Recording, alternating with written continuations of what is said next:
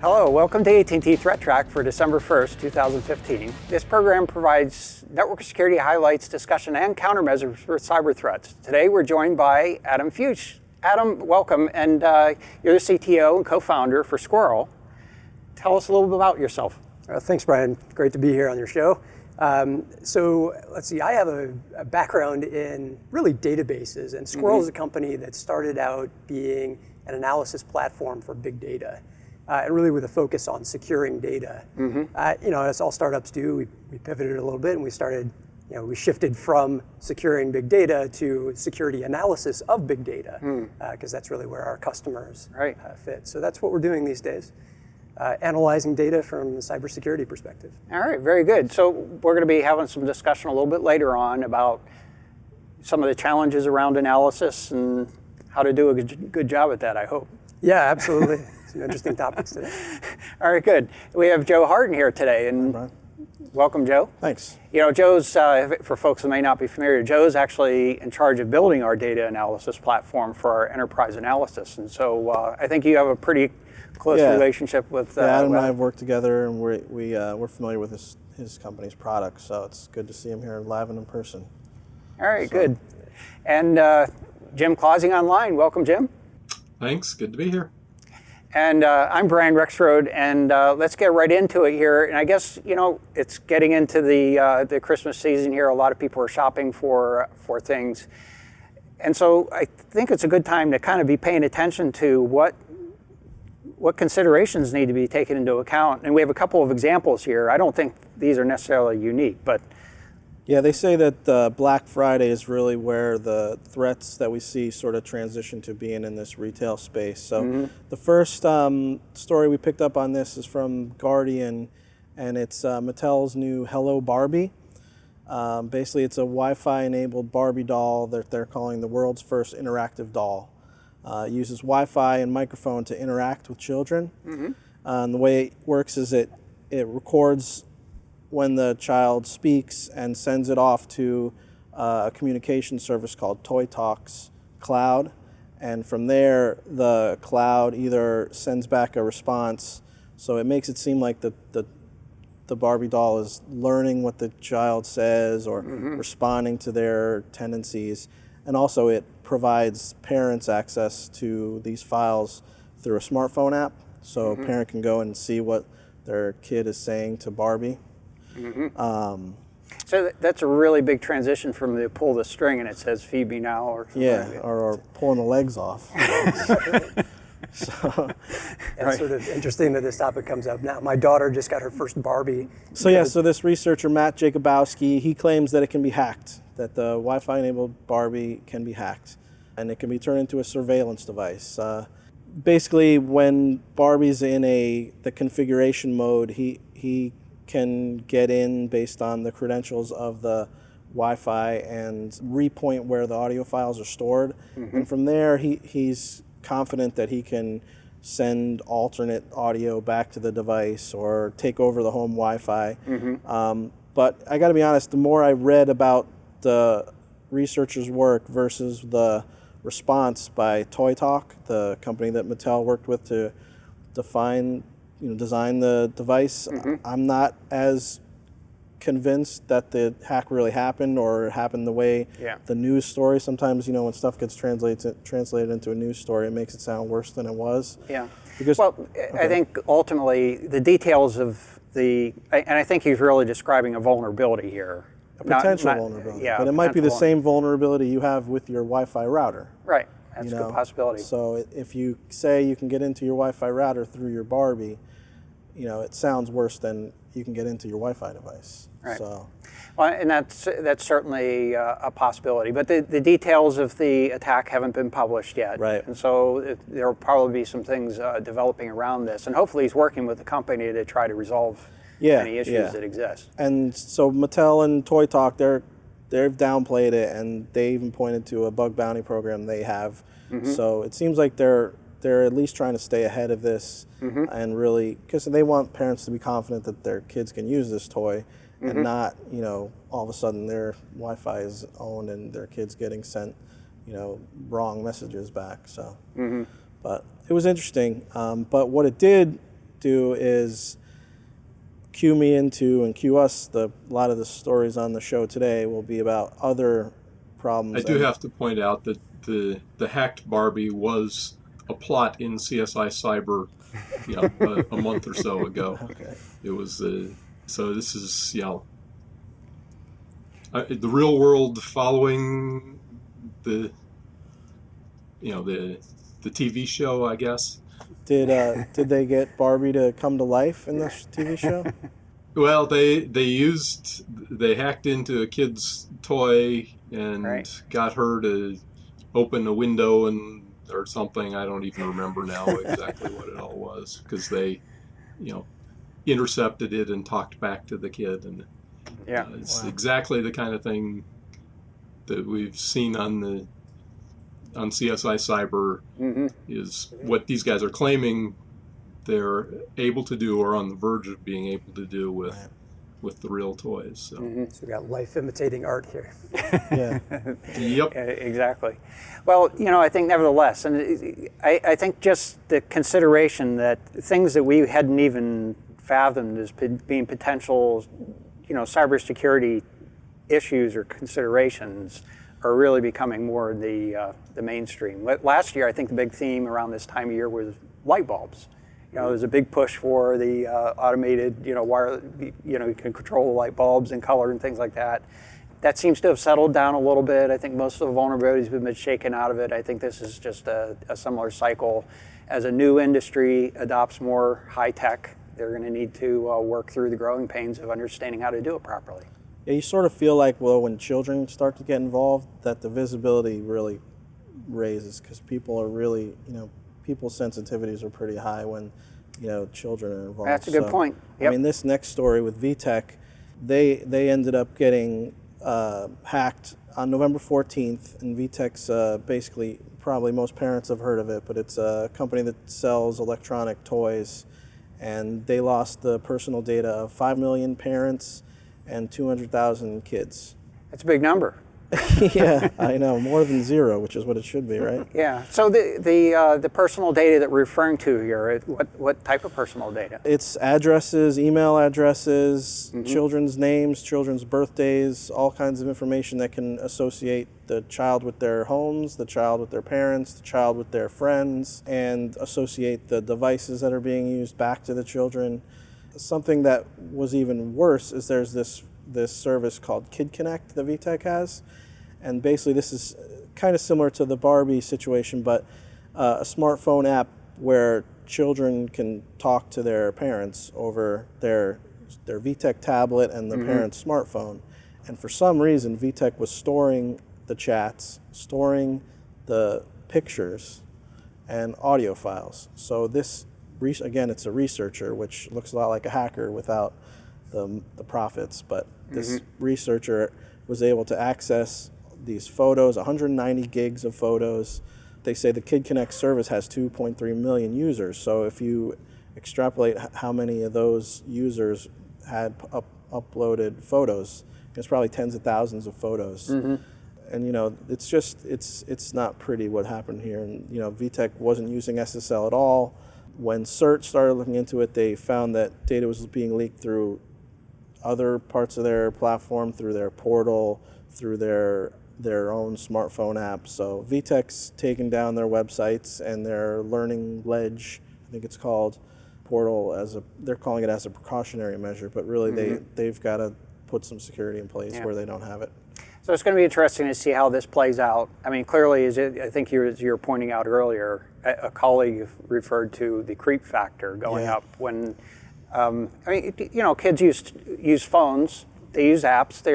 This is not a fundamentally different situation, although this is a product set that tends to be targeted toward children, probably younger children than have been able to afford phones. So it kind of raises the creep factor, but it's certainly not necessarily unique to this company in terms of the types of issues that they're running into. Yeah, I mean, this is already a struggle. I mean, I have a 4-year-old, and he wants to be on YouTube all day long, and I don't really know where he's going when he's on there, and sometimes you kind of put your trust in your children's interests. He's not going to be interested in stuff that's bad, but there really is not a lot of control unless you really put in some parental restrictions. Yeah. Well, you could sort of fall back on things like anonymity in some of these cases, which apparently VTech doesn't have that if they're collecting all this information. Right. Well, and I think that's a good point. As we go out into the shopping season here, it's good to keep in mind that as these products are bought,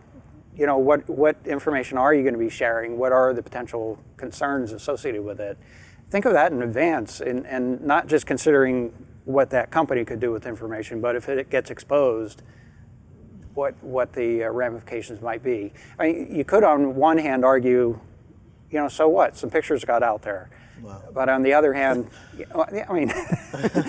I'm not suggesting that parents should feel that way, but it's certainly a perspective that could be taken. But it's mostly a matter of being cognizant of what the situation is, or could be.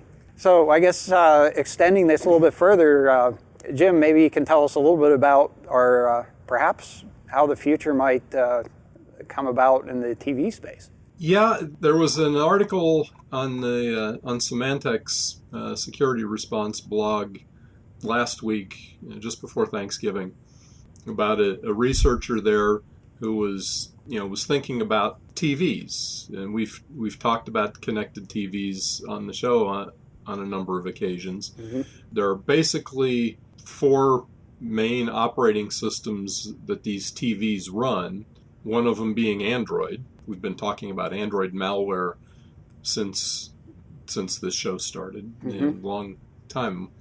So what this researcher from Symantec did was, it was looking at, in particular, at TVs and at Android TVs, with all the Android malware that's out there, wondering, are the TVs vulnerable to it? So there are a couple of ways that one could attack the TVs. In the particular attack that this guy tried was a man in the middle on the Wi-Fi, on the local Wi-Fi network, and installed a malicious app on the TV. But that's not necessarily the only way that you could potentially infect one. You could do one via a browser, since most of these smart TVs have browsers. What happened is that he did, in fact, manage to infect his TV with a particular version of Android ransomware that kept popping images up in front of the, on top of the TV image, so that he had great difficulty removing the malicious app. Turns out he was fortunate that he had turned on the ADB, which is the USB Android data bridge, ahead of time, so that's how he ended up being able to remove it. But if that isn't set up on the TV in advance, this particular one would have been difficult to remove. It turns out this particular ransomware app had actually infected another researcher, the guy who does the Hex ID, 0xID blog. He had infected his IPTV, which is a set-top box that attaches to the TV, but it's a similar type device, back in July. He had done it completely by accident. While trying to install a game, he ended up installing a malicious version of it. It was this exact same ransomware. He got lucky and was able to time it to clicking when the thing was not on the screen, when the pop-up was not in front. Managed, after enough attempts, to eventually be able to uninstall the app. But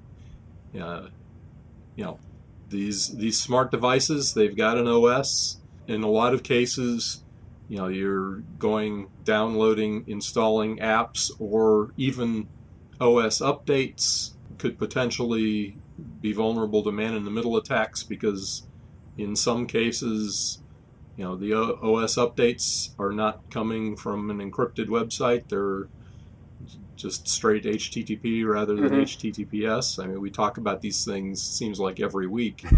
But Jim, wouldn't a re-image of the device, I mean, these devices aren't storing anything in theory, right? So would a re-image remove the ransomware? possibly. I'm not sure exactly how one re-images the TV. I don't know that there's a key combination of buttons on the side of the TV that I can do a factory reset on the TV. Right. That's something to look into. Because that would, in theory, wipe out most things. But we've seen with phones and tablets that some of the malware manages to root the device and install itself so that just the normal factory reset won't get rid of it. Yep. It could be a case where you end up having to ship it back to the manufacturer. But even that, I mean, it's not like there's files that are being held ransom when it's No, not the files, but certainly your ability to actually use the machine without it having popping up if you a think pop-up about right it, in what front of are the score. other things that the bad guys could do potentially with a TV if they manage to infect it? The TV could become part of a botnet. They could, potentially do some click fraud or something, since there are browsers on there. Yep. But then they can also, a lot of these TVs now have cameras in them, or microphones in them so that you can speak commands or, wave at the TV to have it change channels and that kind of stuff. If the bad guys can potentially take over the microphones and the cameras in there, just like they, have on some occasions on, laptops or other computers, now they can potentially spy on you. I suppose they could use it for, cryptocurrency mining.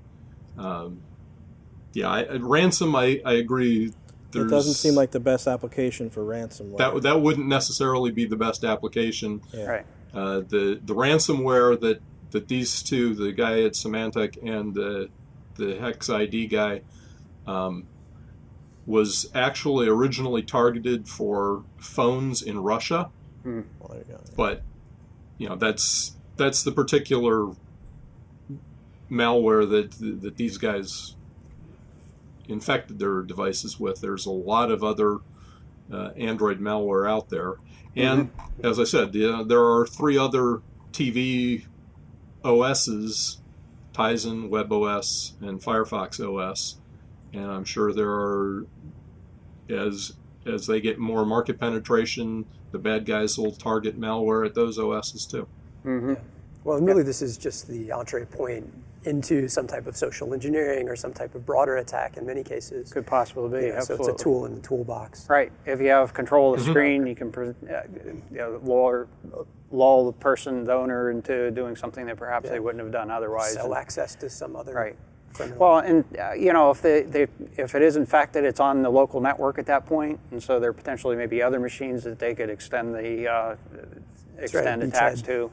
And I guess perhaps the story, the moral of this story here, at least at this level, is that if you're going shopping for a TV and it's a smart TV, smart is basically synonymous with it's a computer now. Right. Yeah.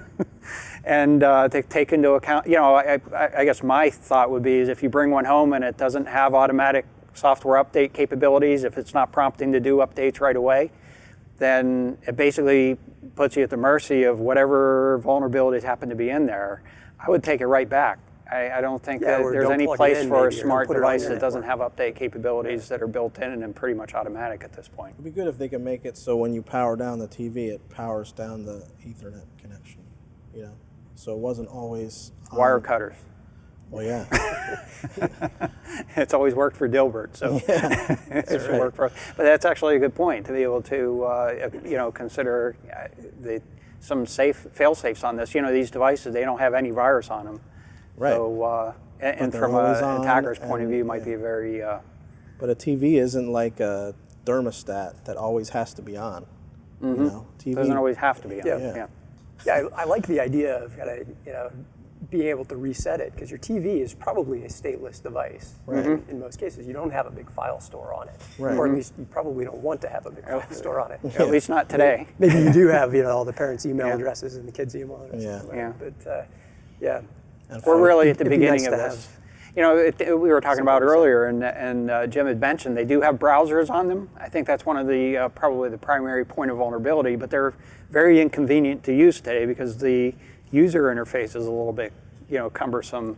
But I would expect that we're going to see user interfaces that are improving, and that's going to most likely increase the use of browsers on televisions, kind of lay back, get the online content, and the potential for some vulnerabilities to be exploited will increase through that usage. So. Yeah, I mean, I have like an e-reader, right? But I don't use it anymore because I read on my phone. Right. I used to have web browsing on my TV. I think I tried it once, and it's kind of more convenient to do it on my phone, and maybe Chromecast onto that. But as the user interface devices evolve, we're going to see all sorts of vulnerabilities popping up, through that evolution. Yep. So let's be prepared ahead of time. Yeah. So we don't really have a good way to detect this, perhaps in a home environment, but I think in an enterprise environment, we probably have some better opportunities here. Well, yeah, absolutely. I mean, so if your TV is behaving like a TV, that's great. But if it starts behaving like, something a other than a router or TV, server or something like that, maybe that's something, that you should look into. But right. Do people have really the opportunity of doing that?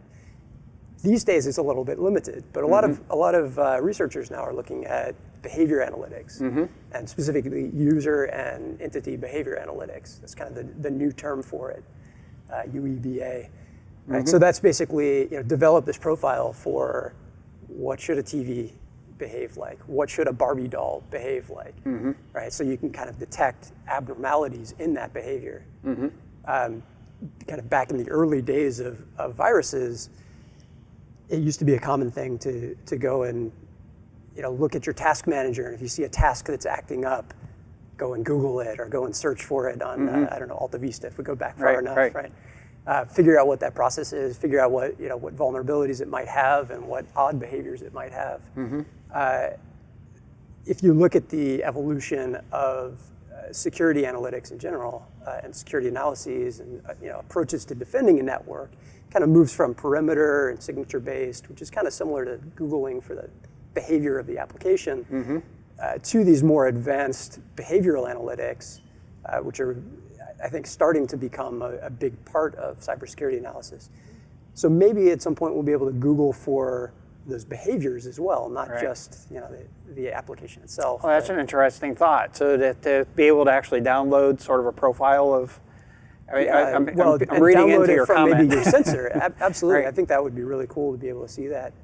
Right now, we're seeing like enterprises starting to pull together that type of data through perimeter sensors, through endpoint sensors, pulling that data together and providing, a characteristic of the behavior of devices, the behavior of users on those devices. For probably a decade now, people have been doing in-depth log analysis.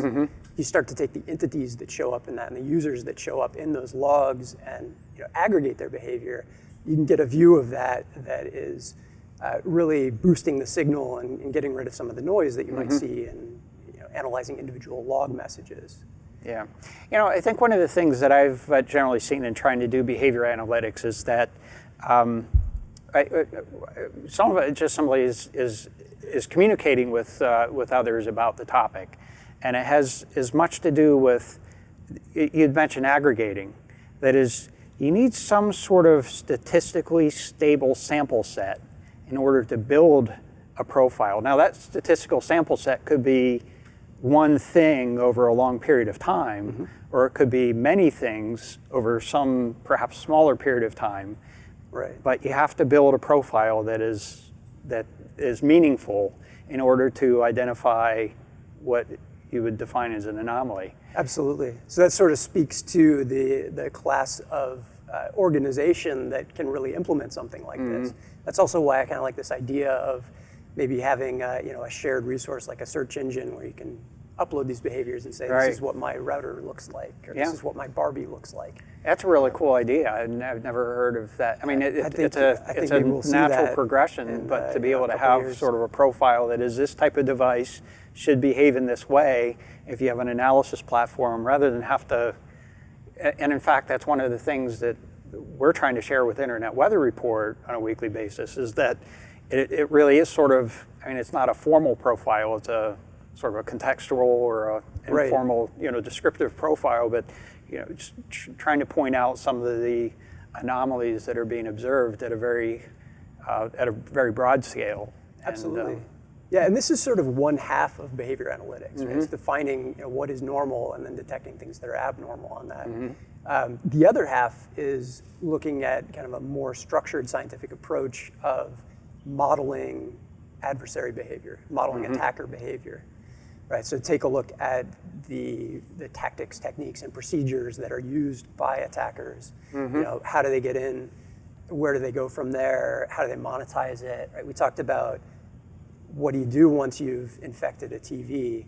Do you use that to display ads, or do you use it to ransom directly, or maybe you sell that to another group of attackers that can then monetize it somehow? Right, so we're starting to see a lot more grouped behavior among adversaries that suggests it's really more of a business. It's more of a marketplace for these things. Well, I think your point's well taken. In fact, I tend to think of this as a threat-oriented cybersecurity strategy. That is to look at the threats, that is the actor groups, what it motivates them. So, and that their motivation tends to help direct what systems they might go after, as well as what tools and techniques are known that they have in their repertoire. The one thing you can't really protect against is that, that curveball they hadn't thrown previously that might come up. But absolutely, but you can generally classify these types of behaviors, and if you get that broad perspective of, what is the adversary going to do broadly, right? They're going to get in, they're going to do some lateral movement, they're going to exploit something of value, they're going to download it, they're going to send it out, exfiltrate it. Those general behaviors are kind of a framework for which you narrow in on one element of that. You say, I'm just going to look for lateral movement type behavior. And this is where it comes into the behavioral analytics, where you start focusing on those specific elements of behavior. You pull together a large group of those behaviors, and then that becomes kind of the bottom up, where the top down is looking for what's normal, right? And between that, it starts to become a much more advanced way of protecting a network. Right. So I'm pretty excited about that. I think one of the things that I grapple with is there are so many things that can be measured. On our internet flow analysis, we tend to be kind of focused on ports and protocols, partly because that's part of the data that's readily available, how many bytes, flows, and packets are flowing, things like that. And so that's sort of a baseline, if you will. And in an enterprise environment, firewall logs have very similar information in terms of session information and start and stop, packets and bytes and to and from information like that. We certainly have intrusion detection events, things like that. But and I guess in system logs, you also have accesses, log in, log out. There may be other details. Are there particular ones that tend to you think are really important that are beyond that? Well, I mean, we've been looking a lot at something between flow data. We're really kind of characterizing pair of IP addresses, pair of ports, time, and maybe not much more than that. And then PCAP data, where you can see all of the actual bits transferred over it. Yeah, from us database perspective, it's where are the keys? We're so used to having something to key off of, and IP address has always been real convenient. And now we're seeing if we're going to have a data bank of all these different profiles, it's not going to be one key, right? It's how am I going to find the key off of thousands or more different data sets. That seems like a challenge to me in user behavior. What am I going to key off of? Yeah, so if we're talking about kind of between the PCAP data and the flow data, the PCAP data is great. You got all of the information you could possibly need from that. It's like everything that's transferred, you get that, but it's so big, it's just unwieldy. Nobody can really hold it all and analyze it. So you need something that's refined. Flow data is probably refined a little bit too much. So we're starting to see folks put in sensors that get higher level protocol information, get information like when you see an IP address sending data to a multicast, and another IP address on the other side sending data to a multicast. Can you connect the dots and see that those guys are really talking to each other? Right. Some of the PCAP-based, slightly higher level than PCAP, can give you some very rich information there, and I think that's a nice place to be. Yeah. In terms of very good point. The data size. So, for somebody that hasn't done any of this before, what do you recommend? How should they get started? Yeah, so really, who is going to be doing this is a big question here as well, right? So if we're talking about Fortune 1000 type enterprise, they probably have some resources to build the monitoring system, to gather it, to pull together. And in that case, they're probably going to pull it into something like a graph store where they're looking at these entities across the logs, finding the relationships, pulling statistical analysis. I happen to know a company that does some of this. You heard of any good? Yeah. So, right, we're oriented towards doing that type of analysis. Yeah. So that's pretty good, and that covers kind of the Fortune 1000 case.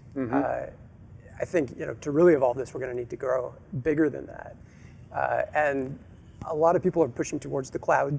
Still, it's it's an old buzzword now, but it's still growing like crazy. And also kind of managed security providers, right?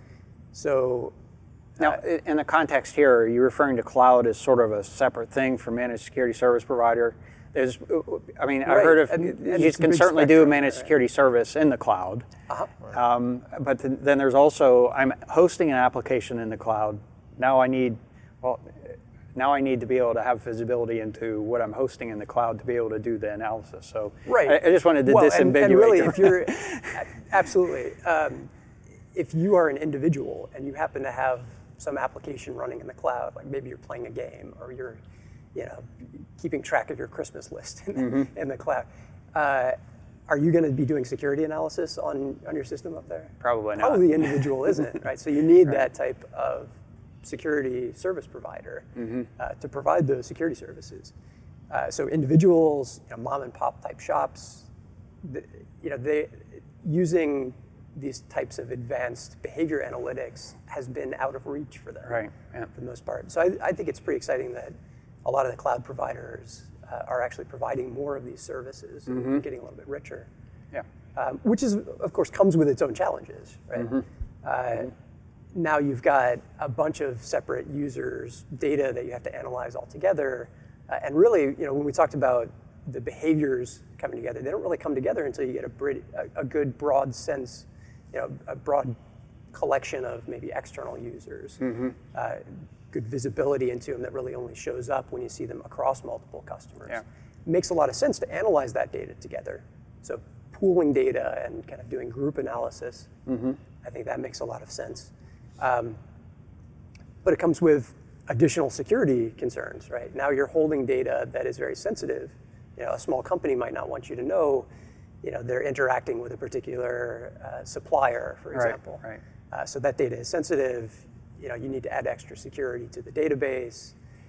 The more data you put in together, you got to handle that big data. You have to be able to scale your analyses and your database really to store that. So interesting evolving space. I think Hadoop is a system that I've been using for probably 8 years now, and it provides a good framework for that. Right. You need a little bit more on top of that. You need some databases. You need some analytical capabilities as well. Yeah, absolutely. One of the things that that I feel that Hadoop has really done for us is in the previous world, the relational database world, all the focus was around trying to figure out how you were going to structure the data to be able to stuff it into the database and then start using it.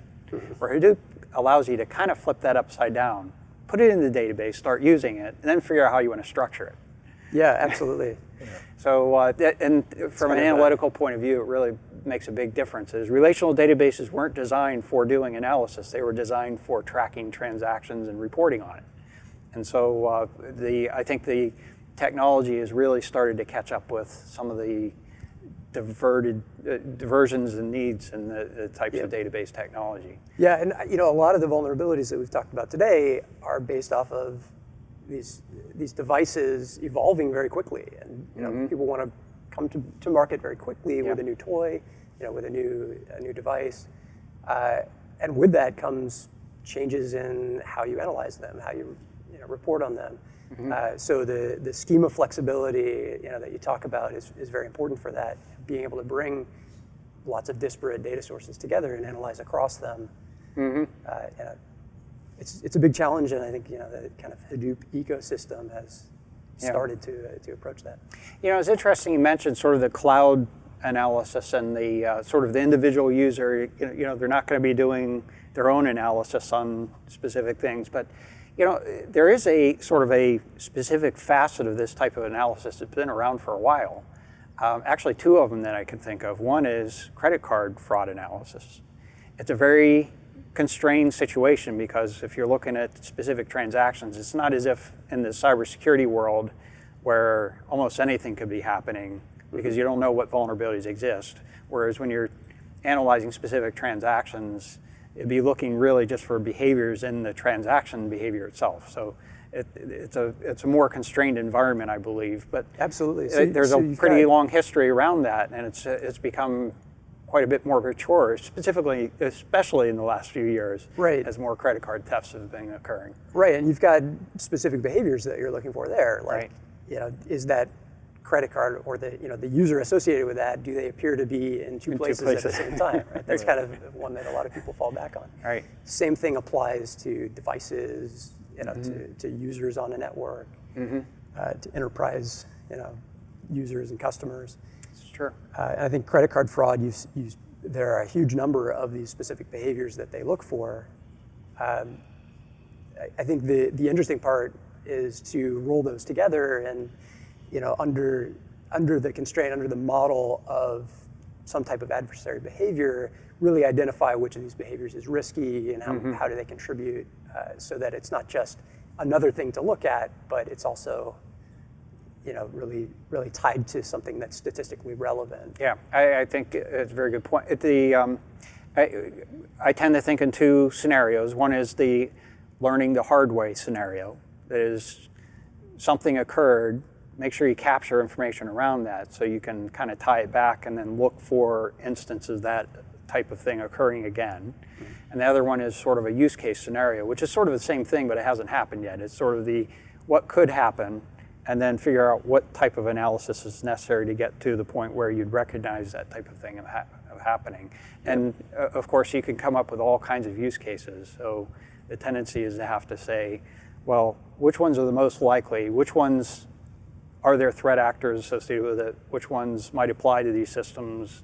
What potential vulnerabilities might exist that we don't know about? Try to get the priorities set up so that you're focusing on ones that are most likely to be useful, right? Absolutely. So one of our guys, David Bianco, has this thing called the pyramid of pain. Right? There you go. You've heard of this? So no, but it's a perfect name for it. It's kind of at the bottom of that.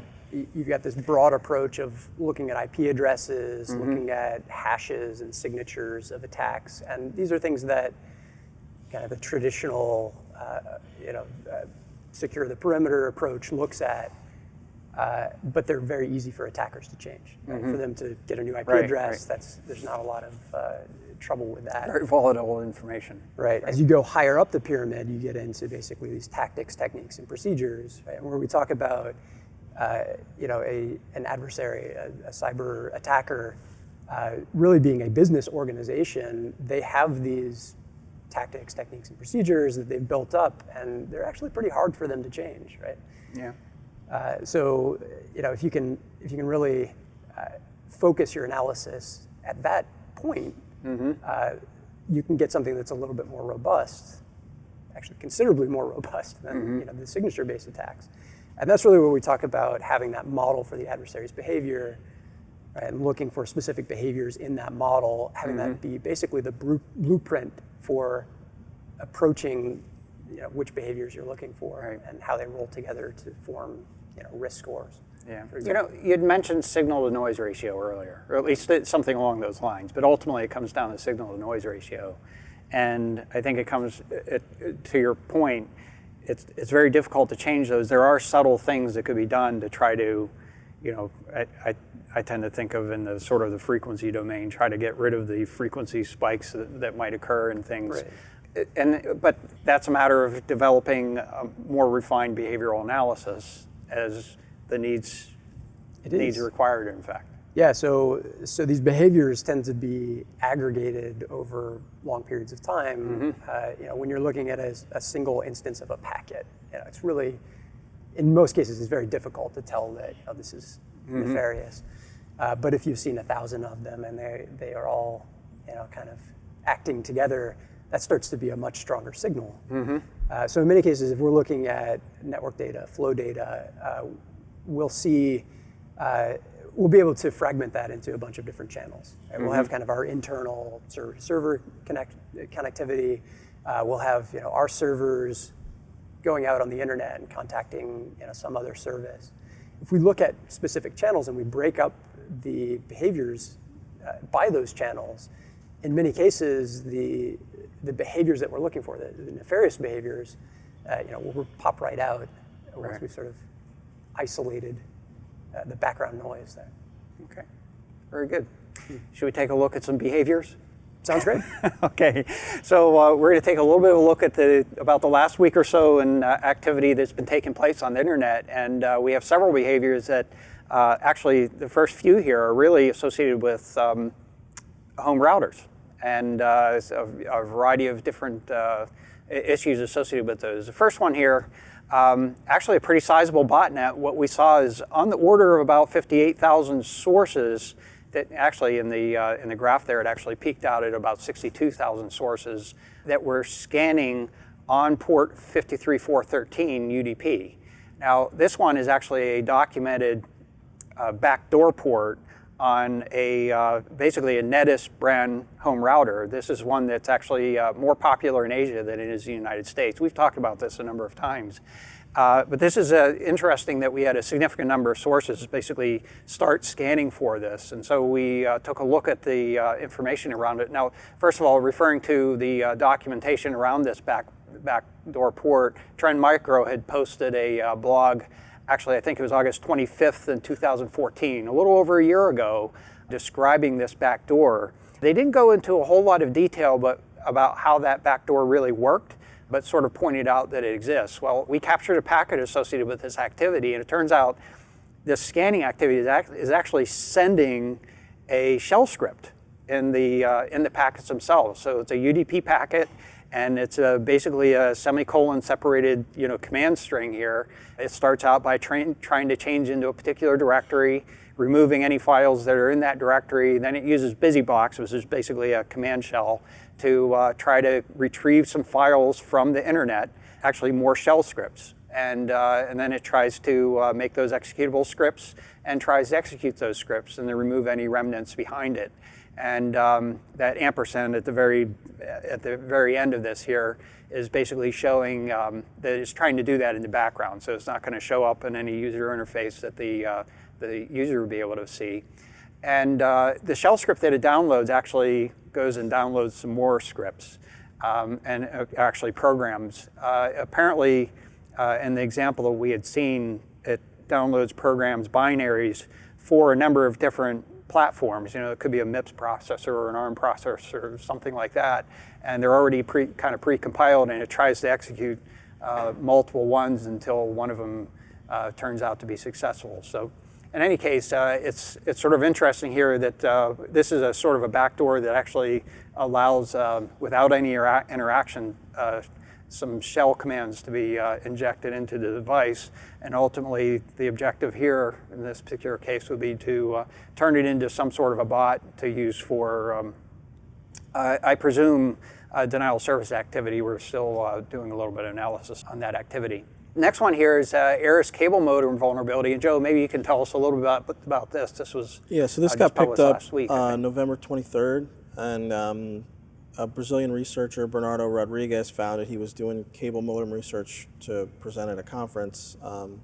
Basically, he tracked it down to a backdoor, an undocumented library that he could use to create a backdoor on the router. And similar to the netis vulnerability you just showed, you can overload the sort of default shell that they prompt and get a busybox shell.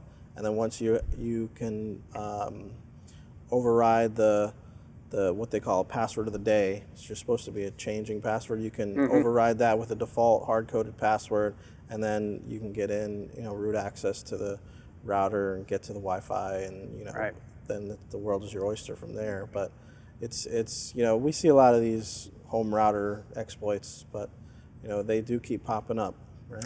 Yeah, this is an interesting one because I think at least in the example that he showed, it was a case where you had a tool where you could predict what the password of the day was. I guess it's not necessarily prediction, but determine what the password of the day is, be able to get access to the device. So it's a controlled access backdoor in a sense, but perhaps not well enough controlled. Right. And so he was able to bypass that. And then the first thing it did was to demonstrate, well, you can turn on SSH access from the internet side, or telnet access from the internet side. And curiously, what we were able to observe was that there in fact was, well prior to the fact when this article was published, an increase in the number of sources that were scanning on port 22. TCP was SSH, and in our investigation found a number of these routers being associated with that. So my feeling is that the attackers found this backdoor well prior to this particular publication, but at least there's a little better explanation as to how SSH got turned on a lot of these devices. I suspect that was in fact what was happening, is they figured out how to get in and then started turning on SSH, so that even if you kind of reset the device, or maybe the spike is when the news story came out. Well, it wasn't actually when it came out, but I'm skeptical to say that it was associated with research, because that actually is the number of source addresses that were doing the scanning, which went up to 11,000, unless this researcher had a botnet to use. It likely wasn't the source of it, but there certainly is. But it does. You don't think it would align with when it went public? Pardon me? Could it align with when the information went public? It's about 2 weeks prior, or a week or so prior to when it went public. So is this a feature or a bug? I mean, they put in a backdoor so that presumably so they can go in and access the device. I am bewildered by this. There are so many of these devices that have backdoors. In fact, the next one here is yet another backdoor port that's open on some other. This is just a number of different devices. Even I think an open source platform that is based on a library set. So I think it's in this case it has to do with some code reuse that got basically sucked into a number of different brand devices. It affects Linksys, Netgear, Cisco, Level 1, Diamond, specific models. It doesn't work on all of them. But for some reason, there's some reason that these backdoors are being put in these devices. And I don't really understand why. Eris, at least for one, says they're working day and night to fix it. So they at least aren't admitting that they want it there. Yeah, and I think to a large extent, this has been fixed as well. But the problem exists. We talked a little bit earlier about automatic updates. Almost none of these devices have automatic updates, or even a user-friendly means to update the devices. So a lot of these are not necessarily going to get fixed. It sort of reminds me of the old C compiler problem. You remember this? This was like 20 years ago, where the C compiler would insert a vulnerability into password checking. I don't remember this particular one. When you compiled the C compiler with the C compiler, it would basically infect the next C compiler. Oh, lovely. It wasn't in any of the source code. It was just in the compiler code. Oh, yeah, I do remember very vaguely. Yeah, there was a sort of a Trojan in the compiler. So, similar kind of situation Library here. reuse, really. Right. Talking about here. So anyway, looking at the last 180 days of activity on this particular backdoor port, it's very spiky. It doesn't look like it's related to the other activity that we're describing. So it's perhaps at least some separate groups, and the number of sources that are involved in this are significantly lower. I don't know that that necessarily means the botnet's smaller or there aren't as many participants ultimately in this, but nevertheless, it doesn't seem quite as prominent as some of the stuff we've seen on the others. So hopefully it's fewer devices that are actually vulnerable to this kind of problem. Looking at the top 10 most probed ports, really no surprises this week. Port 23 at the top here. It actually is a decrease from what we've seen in the last couple of weeks, so we'll take a quick look at that. We see port 1900 UDP that seems to have climbed up in terms of the number of its place in the top 10 most probed ports. So we're going to take a little closer look at that. Followed by port 80, it's down 1, port 22 down 1, so not big movement there. Port 443 moved up. We'll take a look at that, but no surprises there. 445 TCP, kind of right where we typically see it, and then followed by 3389 TCP, remote desktop protocol. Again, not much movement there, nothing really to speak of. And port 53 UDP, followed by port 21 UDP, that's FTP. That obviously has moved up significantly, 84 spots from last week, but that activity is actually associated with a research group that does basically a pretty aggressive scan for a short period of time and then goes away, and we happen to be catching them on this cycle lately, so that's really kind of innocuous activity.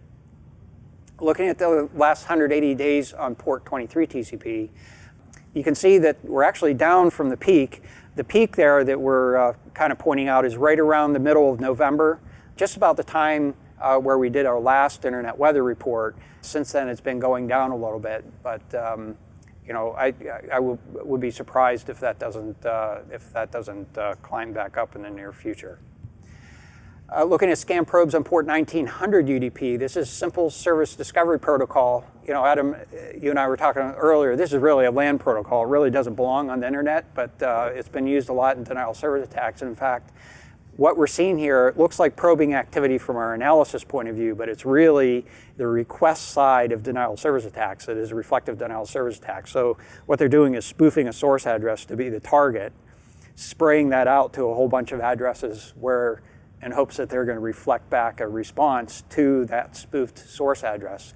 On our network, it's mostly blocked, but we still see that activity coming and attempting to reach the network. So I think that is probably a reason for the increase in activity, is that they're having to do more to get as many responses out of those requests. Yeah, it's sort of where you see the separation of the channel. Makes it obvious that this type of traffic really shouldn't be on the internet. Right. Maybe it's fine on a LAN. Right. But it starts to be a bigger signal on the internet. Yeah, from a behavioral standpoint, that's a real clear sign. Absolutely. You don't belong here.